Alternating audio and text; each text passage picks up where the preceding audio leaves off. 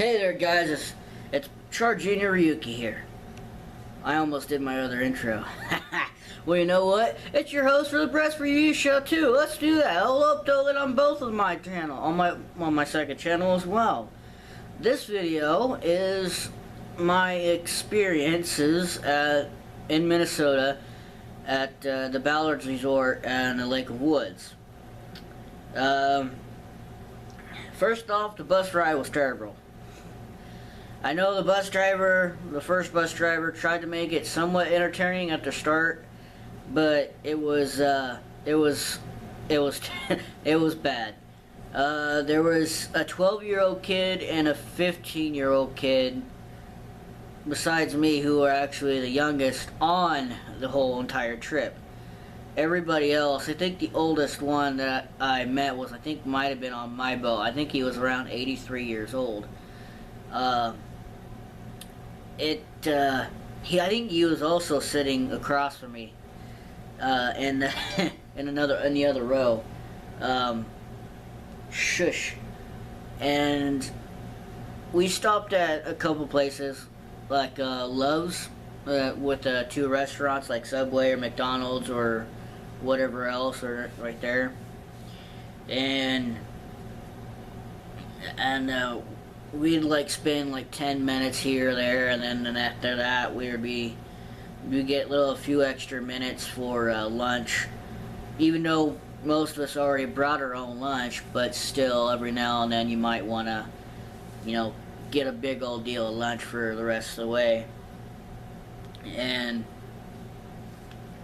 we ended up stopping at our third spot, I believe. This was our third one, where we stopped at a Love's gas station or whatever again, and I got some McDonald's or whatever, and enjoyed it on the bus. And no, I did not drink all the drinks that I brought with me. I brought quite a bit of pop and some juice, because I love my juice. Gotta have some apple juice or fruit punch, gotta have it. Some water, definitely required some water, because the first day of fishing was pretty hot. But even though I'm used to that sort of temperature, drinking some water would be a smart thing to do. I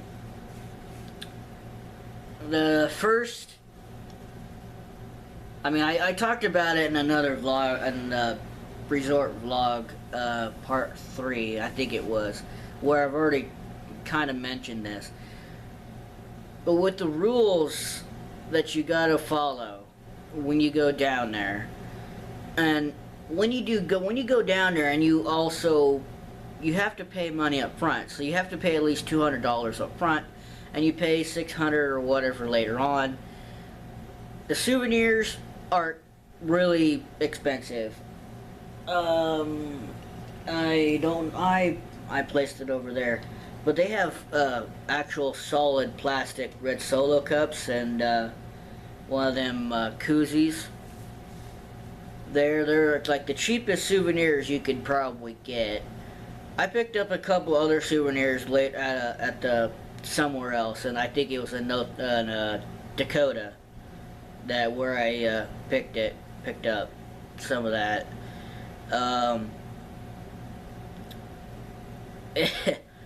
Even though just personally, like 2 Solo cups and like 3 koozies, it costed like $30. That's like the cheapest that you could get. Everything else was $30 and up. Even a sweatshirt and another t-shirt cost around $60, $65. And when you go to resorts like this, yeah, the souvenirs are going to be expensive because they're made out of that special material. So that's to be expected.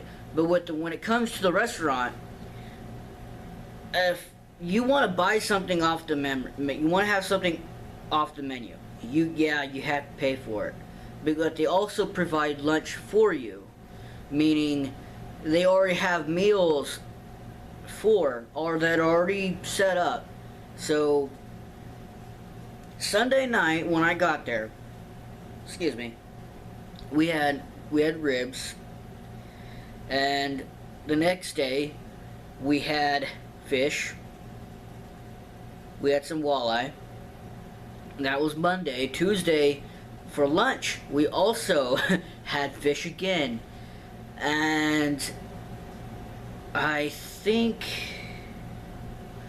Tuesday night we had shrimp and green bean. I don't know, like green beans. I think it was. Yeah, it was. And Wednesday it was steak cutlets, mashed potatoes. I think it was green beans. I might have misplaced some vegetables or whatever, but still, it was really good food, and they made sure you were fed. So be careful. I ate way too much, more than what I should have, but hey, the food's good. They have really good food. Of course, some of the waitresses really need some work. And I've mentioned her before. I'm not going to mention her name. It's not right to mention her name. But she's cute. I won't have to say that she's cute. But she bounces from table to table, and she overlooks a lot of tables and always assume that they've already been helped. So most of them would sit there for an hour waiting for someone to actually help them. And that's what happened. That first night, me and another couple, the other couple that I was with, ended up waiting like 2 hours before they finally got served, because they left food out. Yeah, they sell it out, but they had snacks like cheese and crackers, some sausage, and there's some sausage and chicken wings laid out for appetizers.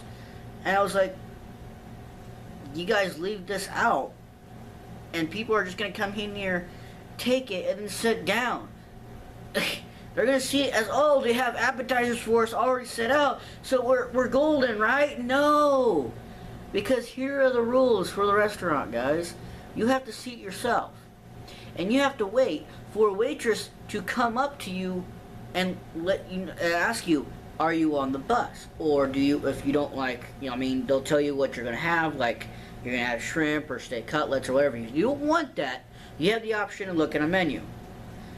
And they also say if you're on the bus. If you say you're on the bus and they say you're going to, okay, there's going to be like ice cream or chocolate chip cookies afterwards or strawberry shortcake or something of that sort for dessert, that's actually all paid for. With the money that you pay, like the $200 up front plus the rest of your amount, that actually includes the food plus the breakfast plus the food for supper. That's all accounted for. For lunch on the boats, you always will have ham and cheese sandwiches, cookies, and chips of whatever choice. So, and all you have to do is bring drinks. I know when I messed up on that video, if you actually caught it. I said bus 5, not boat 5. I had boat 5, and a guy named Tyler, he did a pretty good job. But the only time when I was really disappointed, like I mentioned in that resort vlog video, that Tuesday I was disappointed.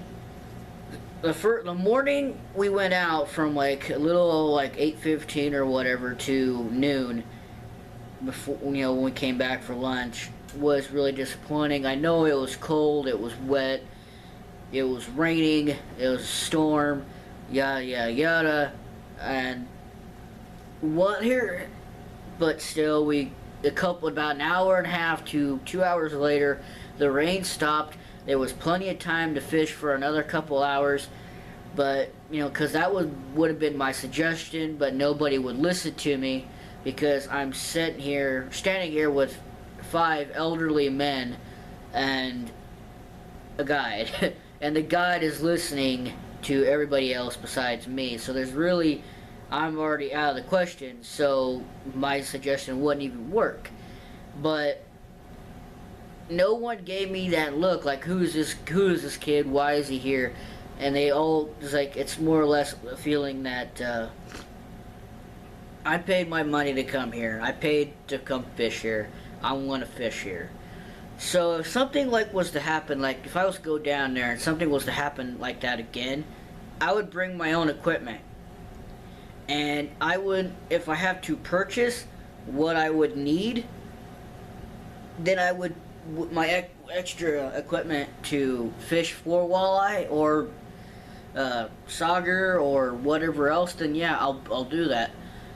But the fishing was awesome. Here's the thing though, walleye are so much faster than what you really think.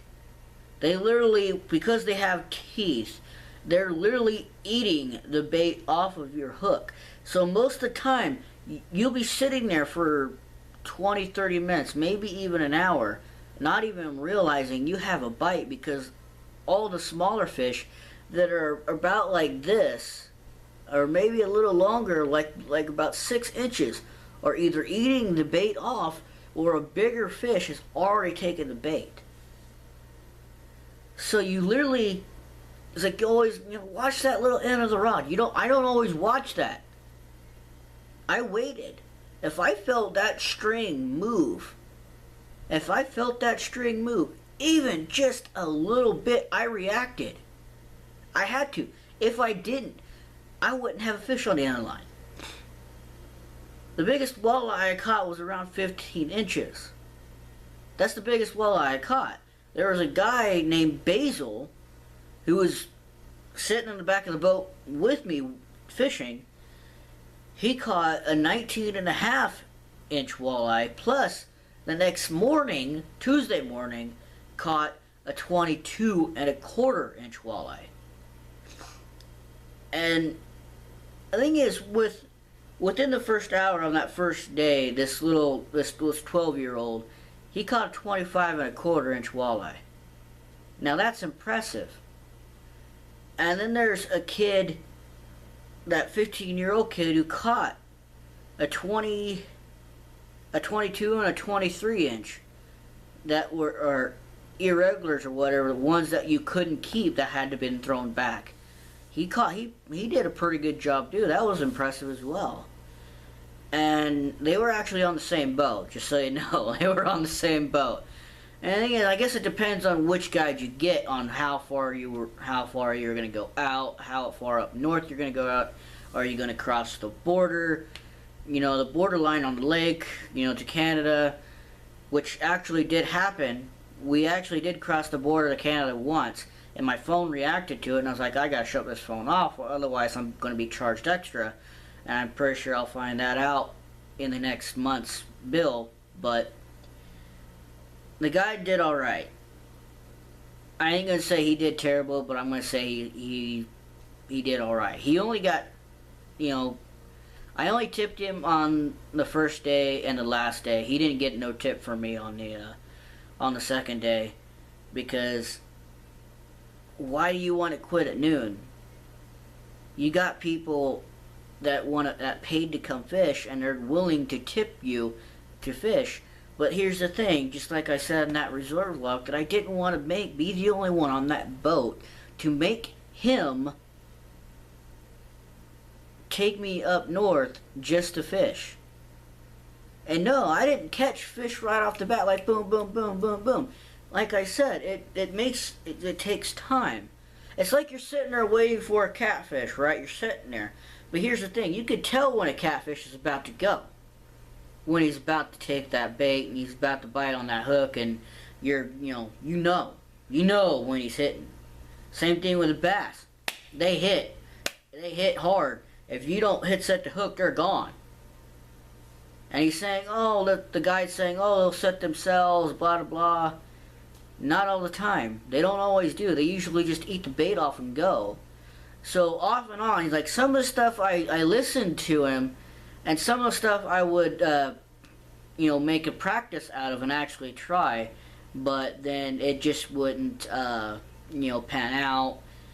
Like that first day, I was constantly using minnows, and we were pretty close to running out of minnows from what I could tell, because every time I'd go down and send a minnow out in the water, it would be gone. I'd be bringing the line back up. But Basil switched rods with me, and I started using worms, and worms were so much better. I mean, Tuesday morning we went jigging instead of the normal way like we did the first and the last day. We went jigging, and we caught at least 7 fish. I mean, some of the ones that we caught were irregulars, we couldn't keep, so we had to throw them back in the water. But that last day, I was like, he better make up for Tuesday. We better catch quite a lot of fish, and we did. We caught quite a lot, guys. We caught a lot, and it's an experience. It's an adventure that I'm never gonna forget, and I plan on going back next year. Maybe I'll see some of you if you ever decide to go, but if any one of you guys actually decide to go. But there's actually 2 other people that were supposed to go, and they couldn't make it, and they chose not to go. So I actually got a room in my cabin all by myself. So I know at the start of one of those videos I made, it was actually kind of blurry. The camera had trouble focusing in my room. It eventually started to focus later on when I was outside of my room inside the cabin. But I want to thank Ballards Resort, Lake of the Woods. I want to thank you guys for such an amazing experience. I do plan on coming back. I'll rate the entire experience 8 out of 10. 8.5 out of 10. I think it deserves an 8.5 out of 10. It would get a 10 out of 10 if I was fishing the whole day Tuesday. And again, it's one of those things. Like, if you got it, I don't know if I mentioned this before, but back then when I was younger, we'll say when I was like 12-year-old's age or a little younger, I never hung out with people who were my age most of the time. I was hanging out with the elderly, like literally from 50 to 60 to 80 years old guys, because I would be going out to the farm, or I'd be going out to all the way up north, and these would be the guys I would be hanging out with. So it's always that give and take. So you got to be willing to take crap and be able to dish it back out, and just never cross that line, but yet have fun. You can literally tell with these guys if they mean to insult you or not, or they're just giving you a hard time because they want to have fun. That's the whole point. And the bus driver, the boss, he dances around the edge just a little bit. And I'm probably that one that has that point where you're about to cross that line, so you might want to watch it. You might want to watch it, because I don't want to end up smacking you and be the only one left here and happen to walk my way back. But it was a lot of fun. I got to the Basil. I'm going to mention Basil again. That guy, he's a goof. He, those little flip deals, menu things for desserts or beer or whatever, or some appetizer thing that some restaurants have. Well, they had this, and there's like those little sugar cases, like all those little sugars in there. Well, he didn't notice the sugar little basket that was on top of that deal, and he spilt it all over the floor, and I had the waitress come over and pick on him. So, yeah, he did get me back, but it was just a lot of fun. It was just a lot of fun, and I can't wait to go back. And it was an adventure. Hopefully, the next time that I get to go fight a sturgeon, because catching that northern pike was that was a lot of fun. I think fighting that pike was a lot more than fighting a walleye. But a 29.5-inch walleye, or not walleye, pike, northern pike. That was a lot of fun. I can't wait. I'm hoping that when I go back that I get a chance to fight a sturgeon, because there was a guy who I'm going to continue this on in the next video. So, peace.